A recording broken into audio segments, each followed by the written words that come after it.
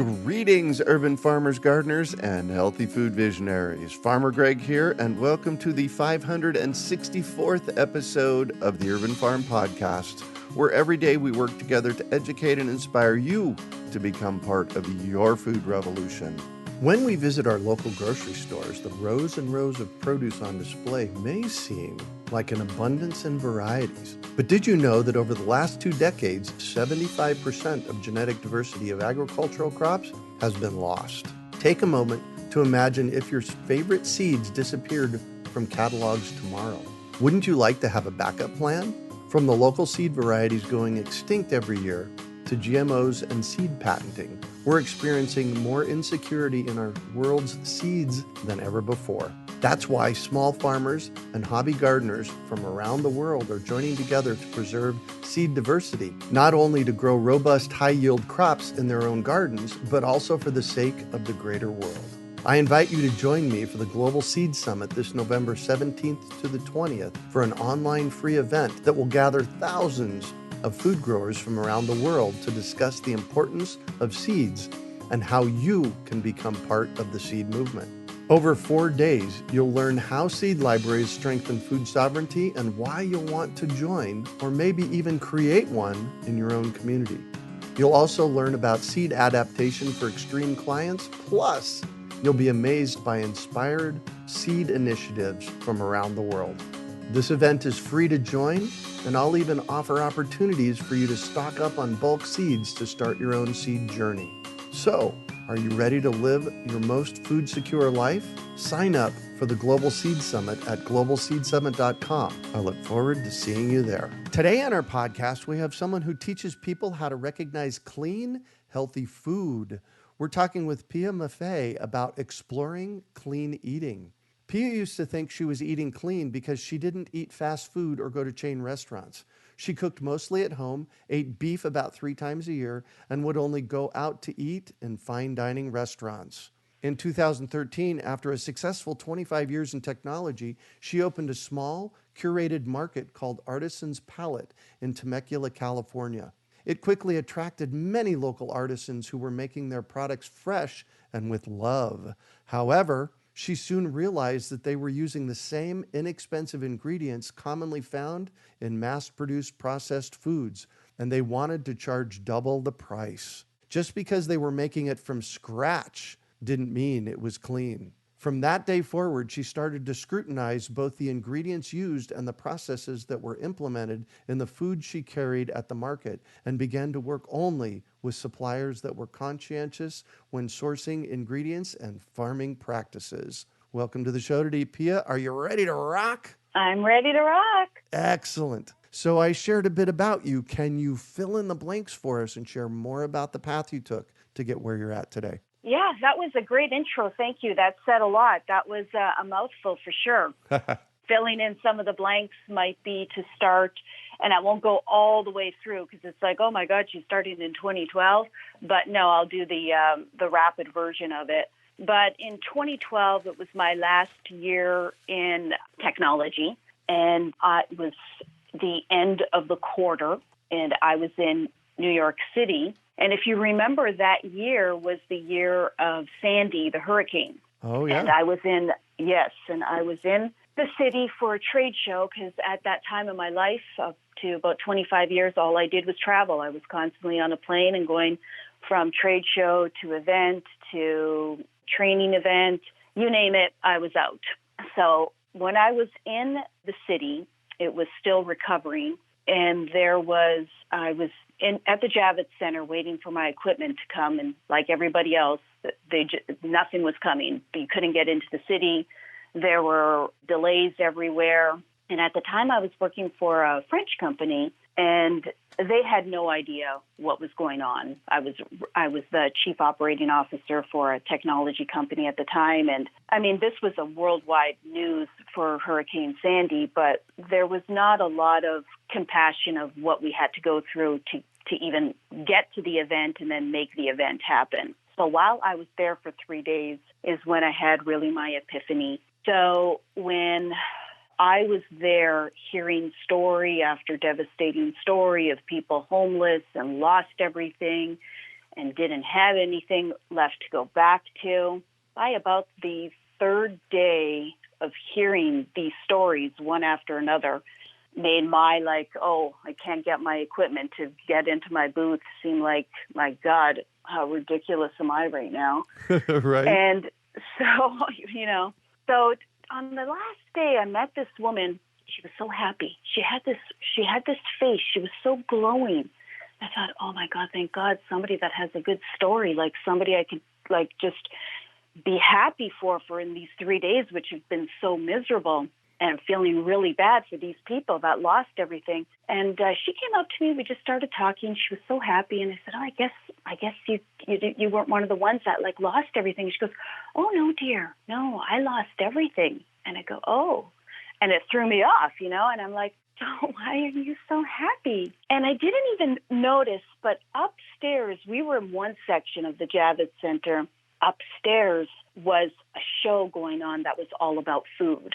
And I had met her, and she said, well, I'm going up there, and you know what? And I thought, what? I have no idea what. And she goes, I know how to make a really good bundt cake. And I go, oh, okay, that's awesome. And I didn't know where she was going with it. And she goes, and I'm going to go up there, and I'm going to sell it. And I thought, wow, what a spirit. What a great woman. And I came home that night into my hotel room. I called my husband. I go, that's it. I'm done. I'm done with this part of my life. I'm going to follow my dream. I love food. I love being around food. I love the people who make the food. And if I could find people just like this woman that told me this story, that's what I'm going to do. And that was the beginning of how I came up with Artisans Palette. Wow. That was a moving story. My question for you is, do you know who that woman was? No. She appeared and then just disappeared. I mean, not like it was some, out-of-body experience, nothing like that. Right. She showed up. Came out of nowhere. Yep. Yeah, she just showed up in front of me. The face, I'll never forget. She was so happy. And the smile, it was the smile that attracted me.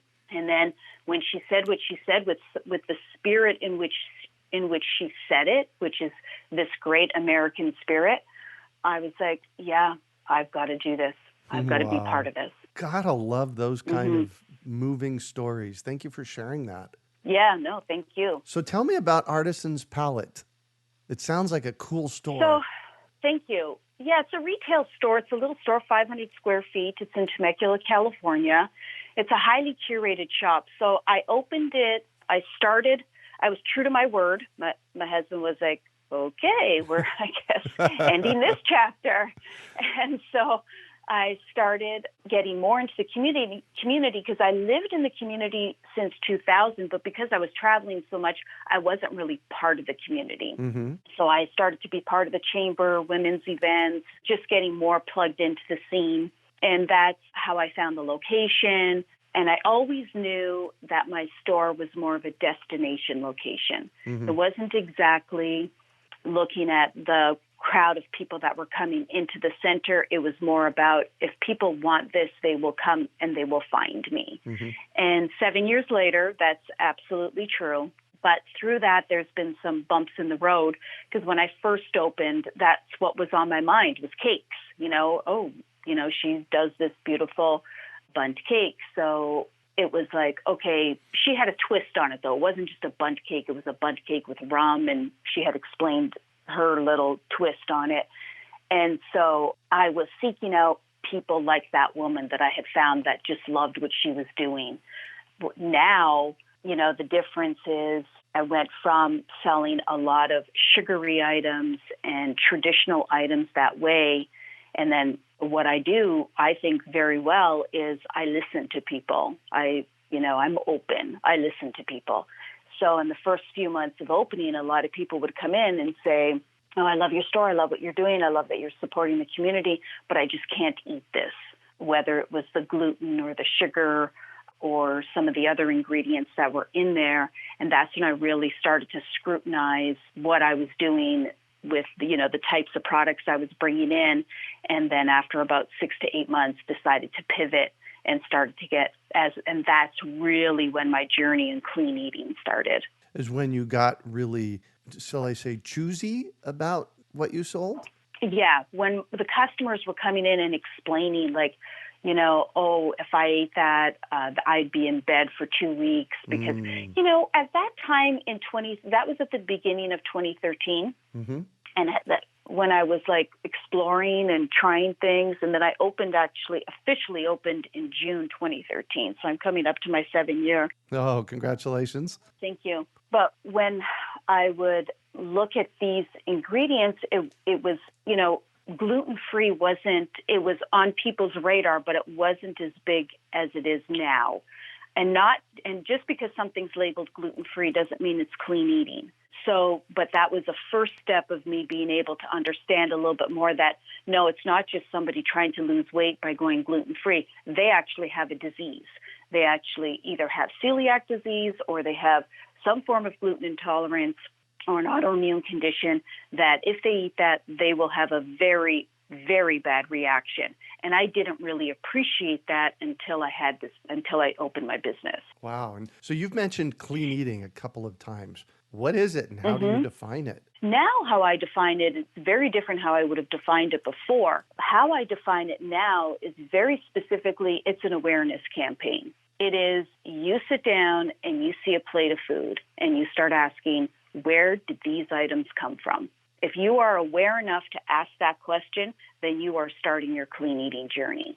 Years ago, how I would have answered the question is, and actually this is still in line with it, but I think a lot of people think clean eating is if they've chosen a diet lane, like let's say vegan, or a lot of people do keto right now. And because somebody has chosen what I call diet lanes, they automatically think that they're clean eating. And what's happened over years is, and I find this more with the vegan movement than any other movement, is that movement has hijacked the term clean eating.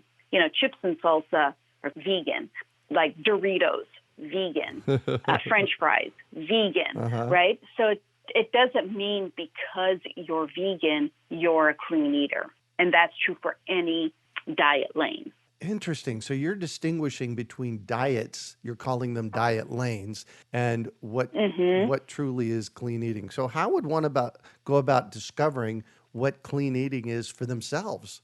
That is it in a nutshell, because you are creating your own journey. So instead of saying, oh, I'm vegan, oh, I'm doing keto, you would just be basically saying, oh, I'm doing Greg, I'm doing me, right? I'm on my journey. I'm aware. I'm asking questions. I'm finding out about the foods that love me back, not that I just love, but actually love me back. The foods that I get a return on investment from. So if I enjoy this fill in the blank, food item, drink item, how does it make me feel? Am I going to get bloated from it? Is it going to trigger a migraine headache?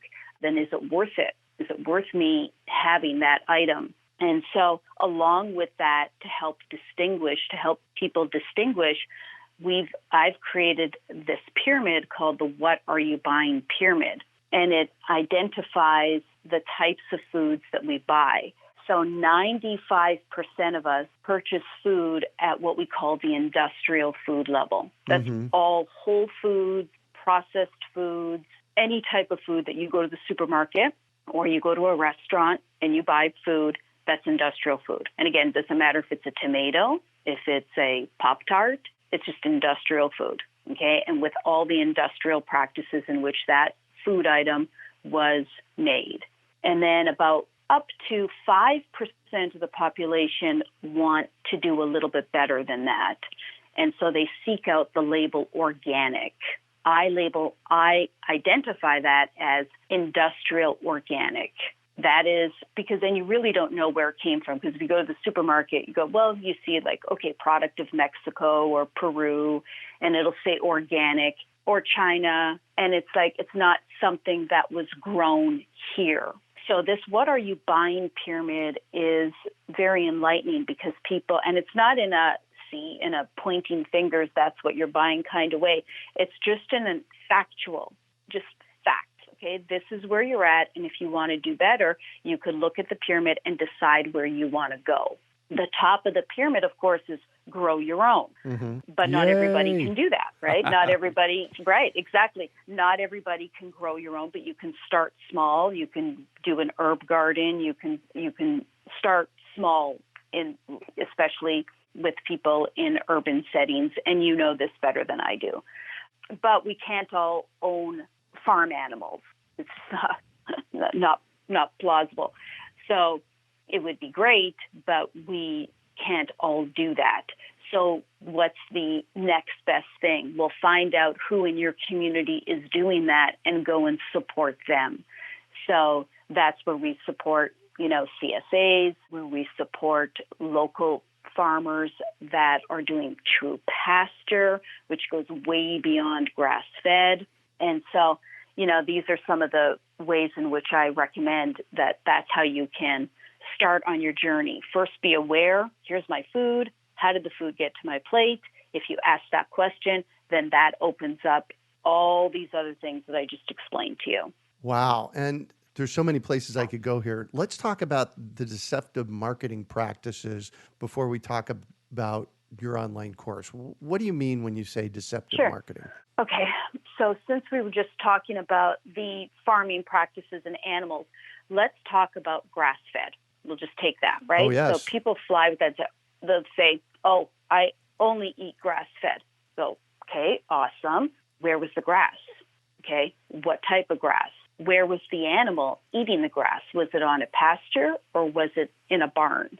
Okay, so they go, okay, well, maybe it was in a barn. Okay, so then we go, well, then what about grass-fed, grass-finished? I go, okay, great. Yes. But once again, where's the animal? Is it still in a barn eating the grass? It doesn't mean that it's out on pasture, because there's a very big distinction between grass-fed, grass-finished, pasture, but people still don't know the questions to ask around that, right? Yes. So then we go, okay, now there's a big difference, grass-fed, grass-finished, but if the animal is still in a barn in an industrial setting, how different is that farming practice exactly? Because in our minds, when we hear this grass-fed, we immediately we picture a cow on a pasture. Right. Right? Mm-hmm. We see cage-free eggs. We see hens out enjoying their life on a pasture. Cage-free means nothing. Okay, they're still in a silo, 2 miles long, shoulder to shoulder with the next hen. And for 2 hours a day, they open a back door. And if the hens know enough to get out, they can get out. If not, then the door gets shut again. So there's so much deceptive marketing everywhere, and that's not even the labeling, or the other labels on processed foods. Like you can see, it'll say olive oil, gluten-free. You go, okay, well, that's dumb because there was never any gluten in olive oil to begin with. Right. Right. And then they pay for these things. And then the same thing with GMOs. There's 10 GMOs, but they'll have something that's never been GMO'd and then say it's non-GMO. Mm-hmm. And the public doesn't know. They don't even know that there's just 10 GM, that there have been 10 crops that have been GMO'd. So this is part of the learning, and there's deceptive marketing just on everything. Yeah. And if you don't know enough to dig deep and ask these questions, and that's what the course helps you do, is set your mindset into, well, what else are they not telling me? How else can I get these answers to my questions? So you developed an online course to teach people all about this. What's it called? Mm-hmm. It's called Get Food Smart, Get Real. And tell me about the course, because, when I found out about it, it's like, wow, this is the stuff people need to know. Thank you. Yes, I agree. And I created it because I would see the pitfalls that my customers would come in. So it's just like how I would talk to one of my customers that we've developed this whole relationship from. Most of my customers I've known for years. And so the content in the course is based on kind of where you would start and then how you continue to understand that this is a journey. It's not a destination. You don't really finish. It's just a lifestyle that you continue to practice. It's not about being perfect. So in the course, it's an online course. It's a self-study course. You can start anytime. Once you purchase the course, you have lifetime access to the course. It's over 100 narrated slides where I go through and talk about all of these important concepts that some of them we're touching on here in the podcast. And also there's a lot of downloads. So the heart and soul of the course is a very in-depth questionnaire that I've created to help you to ask some tough questions. I don't hear the answers. I don't read the answers. This is for you to get real with yourself.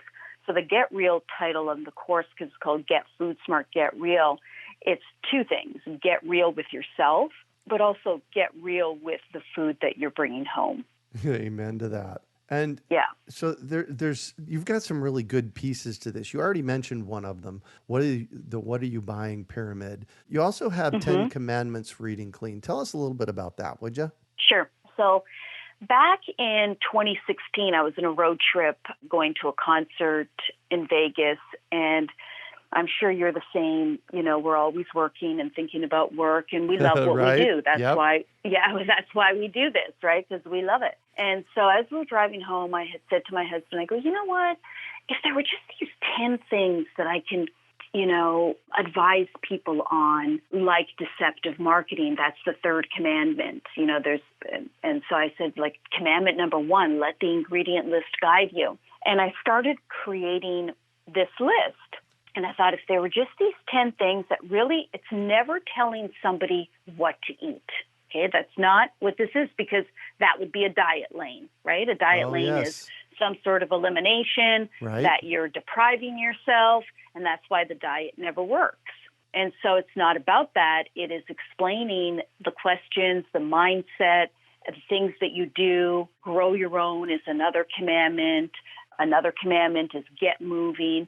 So it's these kind of 10 commandments, principles that you do, and question yourself of how you do them every day. And as you would do that, that would be the start of your journey in connection with, I have a plate of food, because you control fork to mouth, asking that all-important question, where did this food come from, is all part of that mindset shift. And the 10 Commandments is part of that. Wow. And inside of your course, you talk about risk management. What's that about?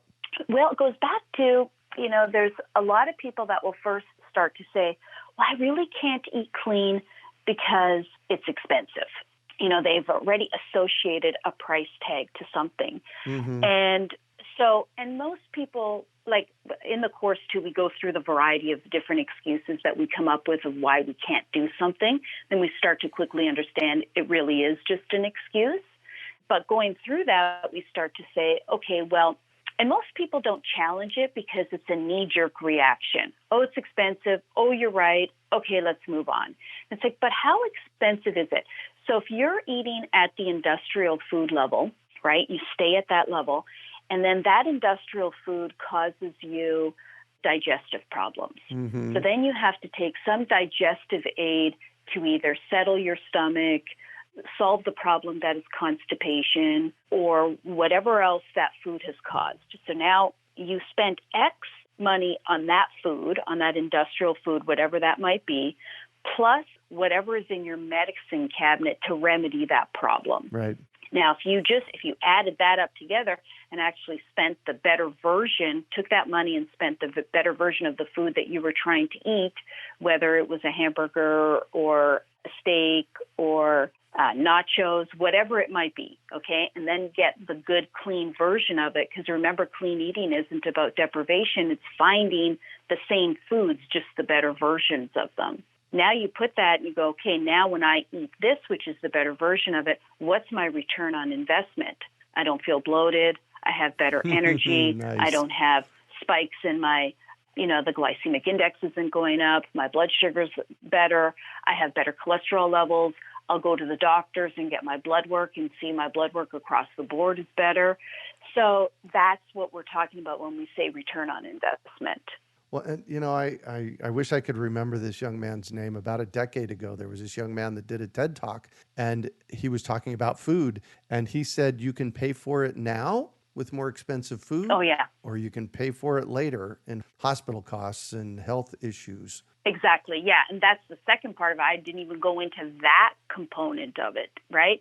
So it's like, but it's also at the beginning believing, see, it's a little bit shift in mindset, because at the beginning it's like you've just believed that it is more expensive to eat clean. And I'm basically saying it really isn't, even from the beginning. Right. It's not more expensive to eat clean. So it's interesting because during the lockdown, when people are having to, have had to cook for themselves and buy the foods and stuff like that, I've got a lot of people that come into the store and say, well, you know what, you were right, because I am saving so much money. I'm not going out to eat. We're making all our food at home. I've lost weight.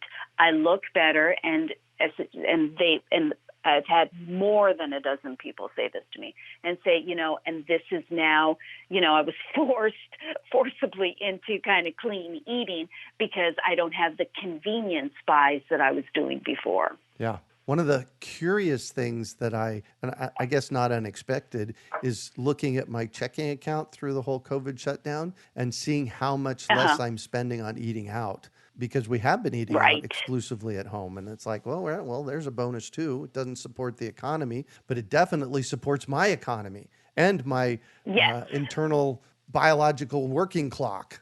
Correct. Yes, that's exactly right. Nice. Yeah, one of the talking about biological working clock, one of the questions in the questionnaire, because it's a thought-provoking questionnaire, it is, the question is, what's your number, in the sense of not the number that you want to see on the scale, but the number you want to live. And my number is 120. I want to go to 120. So right now I see, I'm not even middle-aged. I'm like a baby. And so it's a mindset shift into thinking, wow, I have all these more years to go to accomplish so much more, versus just, what are you going to do? And I explain to people in that what are you buying pyramid, the bottom part is the industrial food, and that will get you into your 80s. It absolutely will. But what kind of 80s? Right. On a walker, not great memory, not being able to do hikes. How many prescription drugs are you going to be on? And so that's where that bottom industrial food will lead you.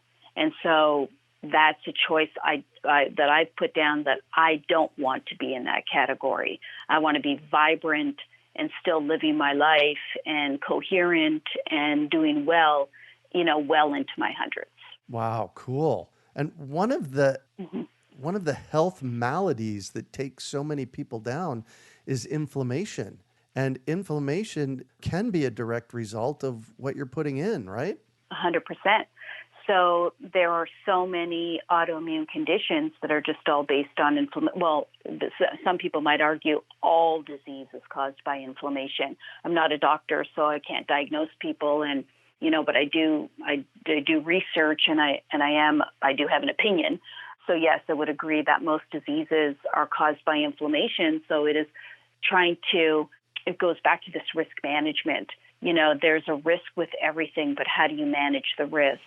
So if certain foods can be a bigger cause of inflammation, then maybe those are some of the foods that you put on your, do not eat list or your moderation list. Mm-hmm. Well, this sounds like a really interesting course. Tell me where to find it. You could go online, getfoodsmart.com, and that's the best place for it there. There's a free sample questionnaire that you could download. And then there's also a free mini course on the What Are You Buying pyramid that you can just go and take and download for free. Awesome. And what was that website again? Getfoodsmart.com. Love it. So I want to shift on you, and I'd like for you to talk about a time you failed, how you overcame that failure, and what you might have learned from it. That's an interesting question because, I really have a failure's not an option mentality. Right? So, but I think the best way for me to answer that question is most people go into clean eating or some form of restriction because they have either come up with a diagnosis, whether it's an autoimmune condition or a cancer condition, or they have some illness. So when I first started my journey, I was hearing all of these people's stories, and for me it scared me because it was like, wow, I didn't even know half of this stuff existed, these different types of illnesses, and said to myself, I really don't want this to happen to me. But years into it, I started to realize, I have my own thing, and I've just always accepted it, that it's just who I am and my issue. So my issue is migraine headaches, and it started in my early 20s, and I'm still suffering from migraine headaches today at 52, okay? And I have a lot of customers that come in for migraine headaches, and I'll say, oh, you could try this and this, and I explain to them the different things and make sure you've gone through, you understand your food triggers, your sleeping patterns, some of the big ones, the things that I've done over the years. And then they come back and they'll say, oh, Pia, thank you so much. It works so well for me. My migraines are gone. And I'm like, wow, that's awesome for you, And then I look back and go, my migraines aren't gone, and I do all this stuff. Like, why aren't my migraines gone? So I get down on myself, but so I would have to say my biggest failure is my inability to help myself when it comes to solving my problem. But there's a big but in this. I think I'm on the right track. I've just, have 3 months down without a migraine. I'm doing something completely different that I'm writing about now. It'll be an ebook, and it'll be available on the getfoodsmart.com website. So if you see it there, then you'll see that I have made tremendous progress and tried something else that actually works for me. So the moral of my story is technically I'm failing myself, not solving my problems with migraines, and I do everything that I explain to people to do and more. And I don't have a mindset of, oh, I'll just have one bite, I'll have a cheat day, and I don't subscribe to that mentality. So I don't do any of that. I know my food triggers, I know my sleep patterns, I know all of this information. So I've narrowed my problem down to hormonal, and I'm working through that right now. And like I said, I think finally I have a little breakthrough for myself. But like I said, the moral of the story is I don't give up. Right. So I just, I've been suffering for 30 years from migraines, and, eventually I will find an answer that works for me. Yeah. Well, and this is really what we've gotten to in our medical health arena, I believe, is that if you have a broken arm, our medical community can absolutely handle it. If you have an autoimmune, if you have one of these mystery diseases, both Heidi and I have Lyme, and we've gotten virtually no help from the medical community. We had to go out and figure it out on our own. We had to go figure out what works for us, and sometimes it takes a lot of experimenting. Try keto. Okay, that didn't work. Try vegan. Okay, that didn't work. Try this, try this. You have to be responsible for figuring it out for yourself, because we cannot count on anybody out there to fix it for us. Yes, 100%.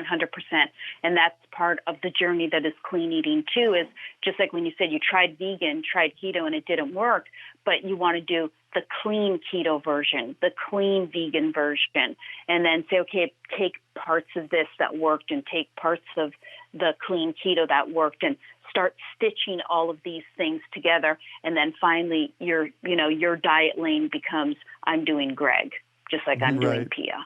I love that. Yeah. And what do you consider your biggest success? My biggest success yet to come, I guess. I've had a lot of successes. I think I'm most proud of all the relationships that I've had for years and years and years, including my marriage of 24 years, my friendships since, teenage years. So my biggest success personally is being able to keep together the values that I always hold true to myself, and surround myself with those people that I've known for a long time. And so if you're saying success, with regards to career-wise, I've had a lot of success in my previous work in technology. Mm-hmm. I've had success with my store, and now I really feel my next big thing is my course, my Get Food Smart. Once I start doing the circuits and, the public speaking for it and starting to really resonate, because I've hit a nerve with the people in my store and they understand it. Yes. So they're beyond that, right? They're not doing these diet lanes anymore because they know that's temporary and it's not the right mindset. So promoting lasting longevity and the mindset and how to get there, that's what's most important, I think, for us. So I think my biggest success is going to be that. Oh, nice. So did you come up with this term diet lane? Yes. There's a lot of terms I come up with, and then suddenly I hear them everywhere else. But yeah, I'm assuming I did because I just say these things while I'm in the store, just kind of off the cuff. So Yep. I believe that, it's something that is specific to how I speak. You could write a book about that. That could be a whole book about creating your own diet lane, call it the Pia diet lane or the Greg diet lane. That'd be a good book. I like it. Yeah. Why don't we co-author that book? Well, there you go. I don't know how much I'd have to say about that except the gardening part, but I'd be game. And what drives you? My love for what I do. If you weren't, I was listening, it was so funny the other day because I was listening to, I was just changing the dial on the radio a couple times, and I recognized the voice on the radio, and it was Jerry Seinfeld. Mm-hmm. And he was saying something to the interviewer, and he was saying if it was just persistence. And he said, I think I became successful because I was persistent. And Jerry said, no, you became successful because you love what you do. Mm. And so I'm going to borrow that from Jerry. I believe that, the reason we're successful and we do what we do is because love is what drives us. Yeah, I could say that about me. That's for sure. Yeah, I thought that was really profound. And if you could recommend one book for our listeners, what would it be and why? Oh, just one? Well, the romantic side of me loves Pride and Prejudice from the great Jane Austen, of course. And so I love kind of all of the Jane Austen books. If you're looking for business, I really love Good to Great by Dan Collins. That's a really good business book that I've enjoyed reading several times. Mm-hmm. So those would be the, kind of on the just fiction and then business book. Awesome. And what final piece of advice do you have for our listeners? The best piece of advice I can give to somebody is that you do you. You have to work out what's best for you. So by starting off with that, if it's with regards to food and you've struggled with food and you don't know where to start, just start today. You're going to eat something because you control fork to mouth, and just start asking yourself, where did this come from? And that will lead you down. You don't have to take my course to start your journey for clean eating. That will start to change your mindset. If you want to dig deep and be led and, given advice and kind of be part of a community, that's the reason you'd want to be part of the course. But really, that simple question of where did this food come from really starts to open your eyes with what you're about to do. So you do you. It's so important. I talk about it in the course too. Yeah, love that. Thank you so much for joining us on the show today, Pia. Of course. My pleasure. I'm thrilled that you had me. Thank you. Absolutely. And how do our listeners get a hold of you and get our free goodies? Yeah, the best part is go to getfoodsmart.com. All my contact information is there. And the free download is right below the fold. So just scroll down and you get 2 free downloads there and go through the items. Send me your feedback. I'd love to hear from you. Also, if you're interested in the store, you could follow us on our social media handles. So Artisans Palette on Instagram and Facebook. And also I Am a Clean Eater on Instagram and Facebook. Awesome. And those of you who love to cook, I post a lot of my recipes and in my stories and hiking and like that. That's more on my personal side on I am a clean eater. Perfect. You can also find show notes from today's podcast at urbanfarm.org/getfoodsmart. We hope you enjoyed today's episode of the Urban Farm Podcast. Remember to listen for tips, advice, and resources to help you on your journey with urban farming. You can find us on the web at urbanfarm.org or send us an email to podcast@urbanfarm.org. In the words of Vincent van Gogh, great things are done by a series of small things brought together. Be encouraged that with each lesson learned and skill developed, you are one step closer in the direction of your dreams.